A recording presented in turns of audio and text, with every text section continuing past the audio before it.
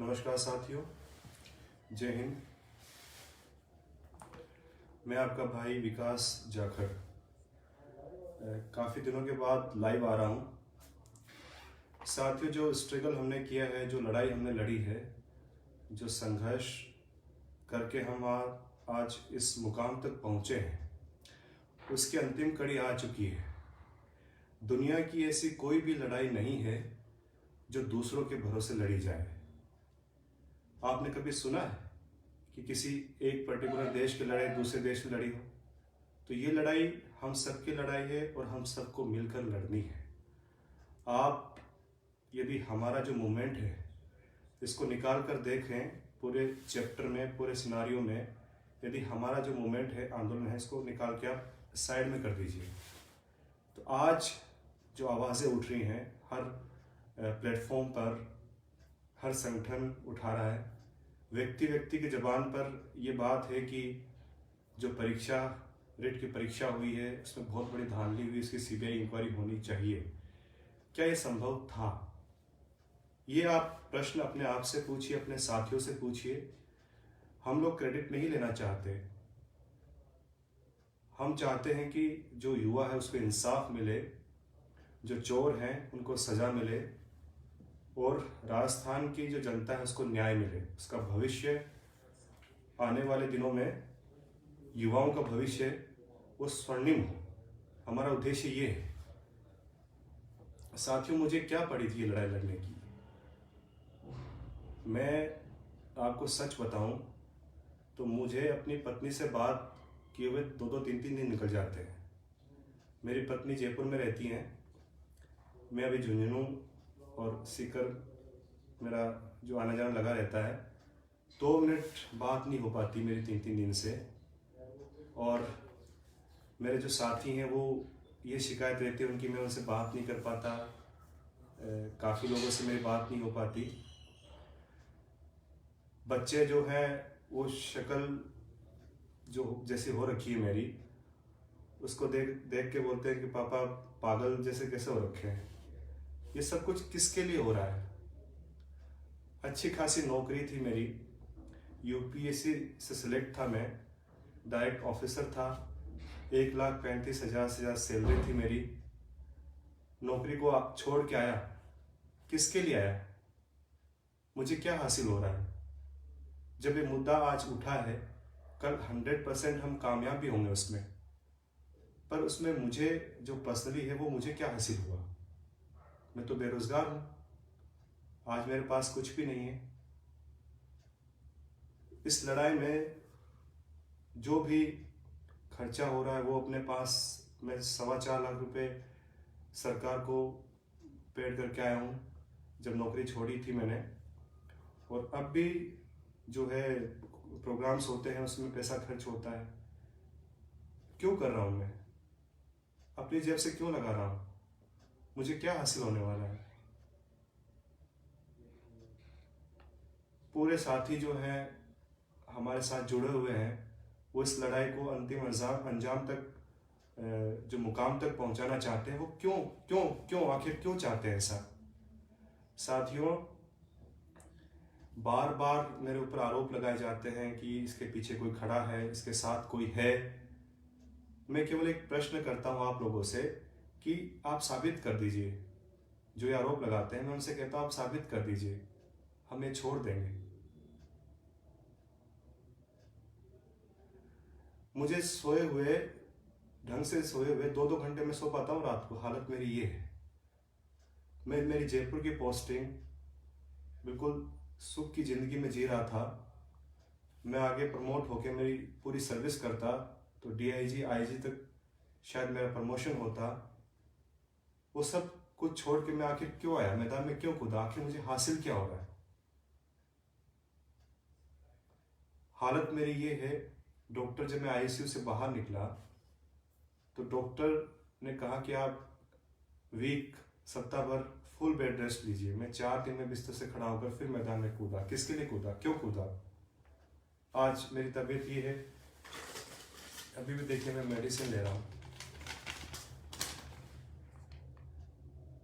अभी भी मेडिसिन चल रही है, मेरी दवाएं चल रही हैं। और डॉक्टर ने कहा काफ़ी वीकनेस आ रखी है, आपको रेस्ट करने की आवश्यकता है, आप आराम कीजिए। ये देखिए मेडिसिन, ये मेडिसिन मैं ले रहा हूँ। क्यों, आखिर क्यों? अब दोबारा डॉक्टर के पास जाऊंगा आपके साथ लाइव आने के बाद में। इतनी कमजोरी आ रखी है, डॉक्टर को दोबारा दिखाऊंगा। कभी बुखार आ रहा है, कभी सर्दी लग रही है। मैंने अपनी ज़िंदगी में साथियों कभी फास्ट नहीं किया होगा, कोई एक आधी बार छोड़ के मुझे याद नहीं आता। लगातार 14 दिन तक भूखा रहा हूँ, लगातार 14 दिन तक भूखा रहा हूँ। किसके लिए? मुझे क्या हासिल हो रहा था? मेरे परिवारजनों के आंखों से आंसू आ रहे थे, बच्चों की आंखों से आंसू आ रहे थे। मेरे माँ बाप गिड़गिड़ा रहे थे कि तू बेटा मर जाएगा, 2 दिन कोई फूल चढ़ाएगा, तुझे श्रद्धांजलि दे देंगे, उसके बाद दुनिया भूल जाएगी। तू क्यों कर रहा है, किसके लिए कर रहा है? पर साथियों मन में विश्वास था कि आप लोग साथ दोगे, क्योंकि ये लड़ाई आप लोगों की है, ये जंग आप लोगों की है, ये आपके भविष्य की जंग है। ये बेईमान लोग आपको ऐसे ही लीलते रहेंगे, आपका भविष्य बर्बाद करते रहेंगे, आपके सपनों को चकनाचूर करते रहेंगे। इनको सबक सिखाने की आवश्यकता है। इनको सबक सिखाने की आवश्यकता है। तो अब हम जयपुर में जो 14 फरवरी को विधानसभा घेराव का जो हम एक रणनीति बनाई थी, हमने जो आह्वान किया था, उस पर आगे बढ़ते हैं। साथियों दुनिया इधर से उधर हो जाए, चाहे मेरी तबीयत कितनी भी बिगड़ जाए, मैं विधानसभा घेराव के लिए जयपुर आऊंगा। मैं विधानसभा घेराव के लिए जयपुर आऊंगा। दुनिया की कोई ताकत मुझे नहीं रोक सकती। राजस्थान के प्रत्येक जिले से जो हमारे साथी हैं वो विधानसभा घेराव के लिए जो अपनी प्लानिंग कर रहे हैं, वो मैंने अपने फेसबुक पेज पे भी डाल दी है। अपने कोऑर्डिनेटर जो हर जिले से हमने लगाए हैं, उन कोऑर्डिनेटर्स से आप बात कीजिए, वो आपको बताएंगे कि हमारी प्लानिंग रहेगी। सीकर जो नॉर्थ राजस्थान के ज़िले हैं वो 9:30 बजे तक यहाँ सीकर पहुँच जाए। साउथ राजस्थान के जो ज़िले हैं वो टोंक पहुँच जाए। ईस्ट पूर्वी राजस्थान के ज़िले हैं वो दौसा पहुँच जाए। पश्चिमी राजस्थान के ज़िले हैं उनके जो विद्यार्थी हैं, जो हमारे युवा हैं, वो अजमेर पहुँच जाए। वहाँ से 9:30 बजे हम चारों तरफ से जयपुर के लिए कूच करेंगे। जयपुर विधानसभा के पास पहुंचकर मैं जो अपना बता रहा हूं, हम झुंझुनू से 8 बजे निकलेंगे।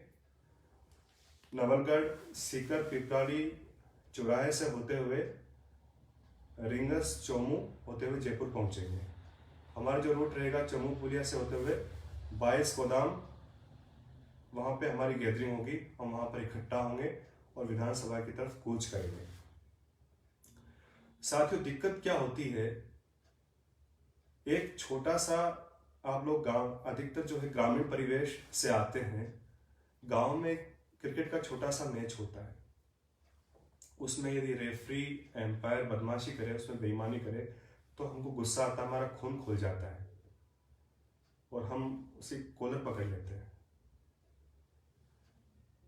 जब इतनी बड़े लेवल की बेईमानी हुई है, सरकार में बैठे लोगों ने करी है, इतने ताकतवर लोगों ने करी है, तब हमारा खून क्यों नहीं खोल रहा? हमारा खून ठंडा क्यों पड़ गया है?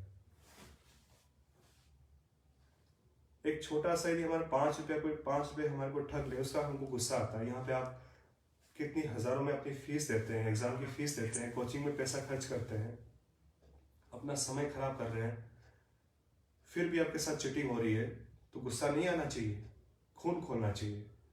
साथियों अब ये लकीर खींचनी ही पड़ेगी। या तो इन बेईमान लोगों के साथ में है कोई, या इन बेईमान लोगों के खिलाफ है। विधानसभा घेराव के समय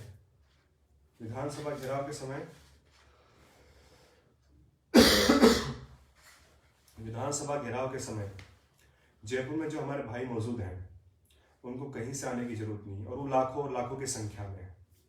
आप रोड पे निकल जाइए, आप अपनी प्रेजेंस दिखाइए, आप रोड पे निकल जाइए। हमारी बहन हो चाहे हमारा भाई हो, एक आदमी अपने रूम में नहीं रहना चाहिए। यदि आप इस धांधली बेईमानी इससे खिलाफ हो तो आपको रोड पे आना चाहिए। यदि आप इनके पक्ष में हो तो आप अपने कमरे में बैठिए, अपने मोबाइल में जो भी एंटरटेनमेंट करते हैं, मूवी देखिए, जो भी आप करना चाहते हैं आप कीजिए। पर आप इस धांधलीबाजी, इस जो चीट हो रही है आपके साथ में, इससे खिलाफ इस सिस्टम को सुधारना चाहते हैं तो आपको रोड पे निकलना ही होगा। यदि आप वोट देने रोड पे निकल सकते हैं तो इन बेईमानों को सबक सिखाने के लिए भी आपको रोड पे निकलना होगा। कोई पुलिस आपके खिलाफ मुकदमा नहीं करेगी। आप शांतिपूर्वक अपने रोड पे खड़े हैं, एजिटेशन कर रहे हैं, हाथ अपना केवल सीबीआई इंक्वायरी का बैनर लीजिए। उसके अलावा युवा हुंकार का बैनर लीजिए। आप किसी का चेहरा नहीं, युवा खुद अपना एक चेहरा है, किसी का चेहरा नहीं, युवा खुद अपना चेहरा है। और सीबीआई इंक्वायरी की मांग हम इसलिए कर रहे हैं, यदि रिट परीक्षा में सीबीआई इंक्वायरी हो जाती है तो राजस्थान एसआई की परीक्षा भी लपेटे में आएगी, जेईई की परीक्षा भी लपेटे में आएगी, लाइब्रेरियन की परीक्षा भी लपेटे में आएगी, वो भी कैंसिल होंगी, आरएस की परीक्षा भी लपेटे में आएंगी। इसलिए ये लोग सीबीआई इंक्वायरी नहीं करवाना चाहते। राजस्थान में एक मर्डर हो जाता है, मर्डर में कितने 2 या 3 परिवार, उतने ही परिवार इफेक्टेड होते हैं, प्रभावित होते हैं, उसकी सीबीआई इंक्वायरी हो जाती है। पर यहाँ पे लाखों परिवार, उनके करोड़ों लोग प्रभावित हुए हैं, मर्डर हुआ है, सुसाइड हुआ है, फिर भी सीबीआई इंक्वायरी नहीं हो रही। क्यों नहीं हो रही? आप सोचिए, क्यों नहीं हो रही? सरकार क्यों नहीं करवाना चाहती? आखिर सरकार को कष्ट क्या है? क्योंकि सीबीआई इंक्वायरी होगी तो ये लोग खुद भी जाएंगे जेल। क्योंकि बहुत बार हरियाणा का हमने उदाहरण देखा कि वहां के जो सीएम साहब है वो 10 साल की सजा काट चुके हैं। शिक्षक भर्ती प्रक्रिया में धांधली जो हुई थी उसमें 10 वर्ष की सजा काट चुके हैं। यही डर इनको सता रहा है। तो साथ ही आप इनको राजा मत बनाइए, आप इनके गुलाम नहीं है, आपने चुनकर भेजा है इनको। आपको अपना हक जो है ये नहीं लौटाते हैं तो छीन के लेना पड़ेगा। आप चुप मत रहिए, जमीर को जिंदा कीजिए, जिंदा है तो जिंदा अपने आप को दिखाइए, बहुत आवश्यक है। मैं अकेला कुछ भी नहीं कर सकता, मैं यदि आंदोलन करते करते मर भी गया तो सरकार को परवाह नहीं है, कोई असर नहीं होगा सरकार को। पर आप लोग जब साथ आएंगे सरकार कुछ भी नहीं कर सकती, ना आपका कुछ बिगाड़ सकती है, ना मेरा कुछ बिगाड़ सकती है। जो कुछ हम मांगेंगे, जो हमारा हक होगा वो सरकार हमको देगी। मेरे पास न सोशल मीडिया का कोई ऐसा मेरी कोई आईटी सेल है, न मेरे पास बहुत बड़ा फंड है, न मैंने ऐसा कोई संगठन बना रखा है जो मैं लाखों करोड़ों लोगों को एक साथ जोड़ सकूं। मैं अपनी बात है जो आपके सामने एक ओपन फोरम पे रखता हूं।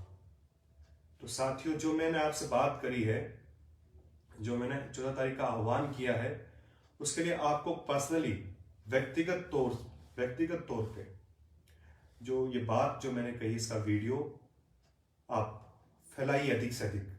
प्रत्येक व्यक्ति के पास ये चीज जानी चाहिए, क्योंकि मेरे पास मीडिया का ऐसा बहुत बड़ा कोई बैकअप नहीं है। आप सोशल मीडिया ही सबसे बड़ा सहारा है। आप इस बात को फैलाइए। आप पर्सनली कॉल कीजिए अपने साथियों को, अपने ग्रुप पे पर्सनली कॉल कीजिए कि वहां पहुंचना है। 14 तारीख को विधानसभा घेराव के लिए हमको पहुंचना है, किसी भी हालत में पहुंचना है। पूरी दुनिया, पूरा देश हमारी तरफ देख रहा है साथियों। यदि हम 14 तारीख को नहीं बाहर निकलते हैं तो हमारे माथे पे कलंक लग जाएगा कि हम लोग सोए हो गए। फिर हमको अधिकार नहीं है, सरकार के खिलाफ बोलने का हमको अधिकार नहीं है। हम नहीं कह सकते कि सरकार हमारे साथ गलत कर रही है। जब जरूरत थी तो हमने क्या किया, हमने क्या कंट्रीब्यूट किया, हमने जो आंदोलन था, जो एजिटेशन था, जो विरोध, जो संघर्ष था, उसमें हमारा क्या सहयोग रहा? कुछ भी नहीं। यदि हम बाहर नहीं निकलते हैं तो हम कैसे कह सकते हैं कि सरकार हमारे साथ गलत कर रही है? नहीं कह सकते हम। तो आप पर्सनली कॉल कीजिए, अपने साथियों को बताइए, चाहे हमारी बहनें हो, हमारे भाई हो, हर युवा साथी, चाहे उनके गार्जियंस हो, सबको बाहर निकलना ही होगा। 14 तारीख को आपकी कोचिंग हो, या ना हो, आप 1 बजे वहां पे उपस्थित होने चाहिए। यदि आपकी कोचिंग के जो आपके गुरुजन हैं वो आपको रोकते हैं तो आप उनसे कहिए कि हम आपको क्यों पैसा दे रहे हैं, हम क्यों अपना समय यहाँ पे बर्बाद कर रहे हैं, जब सिस्टम ही हमको ये गारंटी नहीं देता कि पेपर लीक नहीं होगा। 100% आपके पेपर लीक होंगे। जो रीड 2 वाले जो है ना दोबारा तैयारी कर रहे हैं इस वहम में कि अब उनका सिलेक्शन हो जाएगा, ये उनका वहम है। दोबारा आपका पेपर लीक हो, दोबारा 100% होगा आपका, यदि आप बाहर नहीं निकलेंगे अपनी मांग के लिए, अपने हक के लिए। आप एकजुट होकर, आप बटे हुए आपस में, कोई आरएस की बात करता है, कोई जीएन की बात करता है, कोई पटवारी की बात करता है, कोई कांस्टेबल की बात करता है, कोई टीचर्स की बात करता है, कोई कॉलेज लेक्चरर्स की बात करता है। बटे हुए आपस, एकजुट होइए। धान ऐसी कोई परीक्षा नहीं है जिसमें धांधली नहीं हो रही, कोई भी परीक्षा नहीं है। और हम पूरे सिस्टम को सुधारने की बात कर रहे हैं कि सरकार में बैठे हुए जो मजबूत लोग हैं उनकी हिम्मत ना हो कि वो धांधलियां कर रहे हैं। जो सजा एक सामान्य व्यक्ति को मिलनी चाहिए किसी अपराध में, वही सजा इन लुटेरों को भी मिलनी चाहिए। बहुत बड़ा संदेश जाएगा पूरे राजस्थान में, पूरे देश में, कि यहाँ के युवाओं ने इनको वो करके दिखाया जो ये लोग जिसके लायक हैं। ये हमारी क्रेडिबिलिटी का सवाल है, ये हमारे आत्मसम्मान का सवाल है, ये राजस्थान के आत्मसम्मान का सवाल है, और हम इससे पीछे नहीं हटेंगे। मैं आ रहा हूं 14 तारीख को, हर हाल में आ रहा हूं, जैसे भी आना पड़े आऊंगा। और आप भी अधिक से अधिक संख्या में पहुंचो। अपने सारे मतभेद, कोई मतभेद नहीं है, जाति धर्म सबसे ऊपर उठकर पार्टी लाइन से कौन लोग प्रभावित नहीं हो रहे। हर जाति का व्यक्ति प्रभावित हो रहा है, हर पार्टी का व्यक्ति प्रभावित हो रहा है जिसको वोट डालता है। किसके साथ चीट नहीं हुआ? तो अब चुप बैठने की बारी नहीं है साथियों। यदि आप अब चुप बैठ गए तो आप जो धांधली करवाते हैं उनके साथ खड़े हैं, आप उनके साथ खड़े हैं। मैसेज यही जाएगा, आप भले उनके साथ ना हो।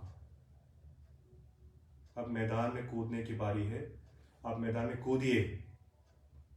और कैसे सफलता नहीं मिलती, मैं आपको गारंटी देता हूं सफलता मिलेगी। सरकार झुकी है, सरकार को आगे भी झुकना पड़ेगा। ये हमारे राजा नहीं है, डेमोक्रेसी है, हमने इनको चुनकर बैठाया है। यदि हमारी बात नहीं सुनेंगे तो इनके साथ अच्छा नहीं होगा।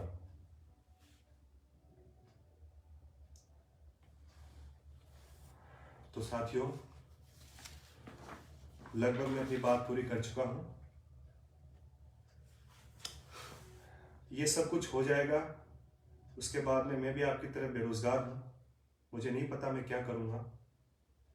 1,35,000 की जो मेरी सैलरी थी दिन दिन बढ़ने वाली थी, अब मैं 1 पैसे की मेरी इनकम नहीं रहेगी। भगवान ने थोड़ा दिमाग दिया है, हाथ पैर दिए, कुछ कर लेंगे। पर यदि कामयाब नहीं हुए हम लोग अपनी लड़ाई में, तो जिंदगी भर एक मलाल रहेगा, एक दर्द रहेगा, एक टीस रहेगी कि आखिर मेरे संघर्ष में क्या कमी रह गई थी, मेरी लड़ाई में क्या कमी रह गई थी जो हम कामयाब नहीं हुए। तो सीबीआई इंक्वायरी के लिए हमको मैदान में कूदना है। ये झुकेंगे साथियों, इनको करना ही होगा, ये बच के नहीं निकल सकते। आप आइए ग्राउंड में।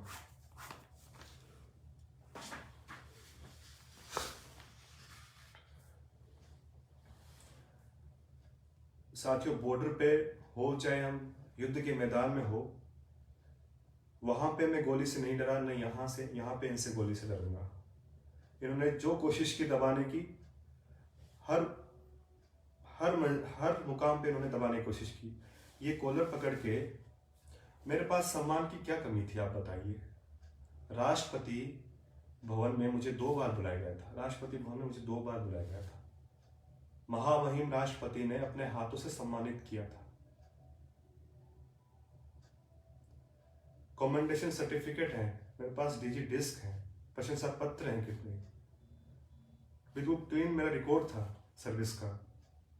मेरे पास कौन सी प्रतिष्ठा नहीं थी जो मैं यहाँ पे प्रतिष्ठा लेने आ गया। एक कांस्टेबल मेरी कॉलर पकड़ के मुझे बेइज्जत करके घींस के ले जाता है।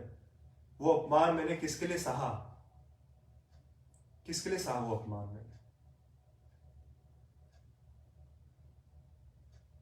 साथियों, ये जो अपमान है ये अधूरा न रह जाए, ये खाली अपमान बन के ना रह जाए। आप आइए साथ में और इनको सबक सिखाइए कि ताकत से बड़ा सत्य होता है, सच बड़ा होता है। आपके पास होंगी मशीनरी, लाखों करोड़ों लोगों की मशीनरी आपके पास होगी, आपके पास ताकत है सरकार की, प्रशासन आपके पास में, पर आप सत्य के आगे नहीं टिक सकते। हमेशा जीत सत्य की होती है। आप बाहर निकलिए, आप 14 तारीख को बाहर निकलिए। एक व्यक्ति कम से कम 10 को लेके आइए। कोचिंग्स आपका साथ देती हैं तो ठीक है, स्वागत है, उनको सैल्यूट है। गुरुजनों का मैं हमेशा सम्मान करता हूं और करता रहूंगा, रिगार्ड है, दिल से रिगार्ड। यदि वो नहीं आपका साथ देते हैं, आप उनके मुंह पे बोलिए कि ये सिस्टम नहीं सुधरेगा तो कोचिंग में पढ़ने का हमारा कोई फायदा नहीं है, पैसा देने का, समय बर्बाद करने का कोई फायदा नहीं है। हम पहले सिस्टम को सही करने की लड़ाई लड़ेंगे।